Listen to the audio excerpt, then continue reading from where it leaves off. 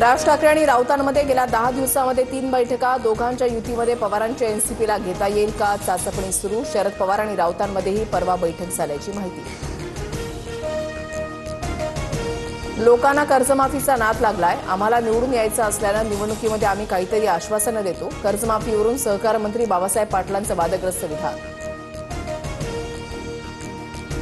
बाबासाहेब पाटलांचं विधान चुकीचं. अजित पवारांचं सर्वांवर लक्ष. अजितदादा लक्ष घालतील. छगन भुजबळांचं विधान. आमदार खासदारांना पक्ष सोडण्यासाठी 100 कोटी मिळतात, मग शेतकऱ्यांना 50-100 कोटी मिळाले तर ते कर्जमाफी मागणार नाहीत. संजय राऊतांची टीका.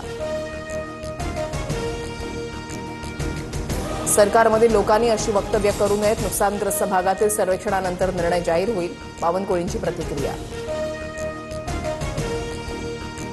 शिफारस केली मात्र सीपींनी परवाना दिला नाही. कुणाचा दबाव होता, चौकशी होणार. कुणाचीही चूक असल्यास ऍक्शन घेण्याच्या सूचना. अजित पवारांची माहिती.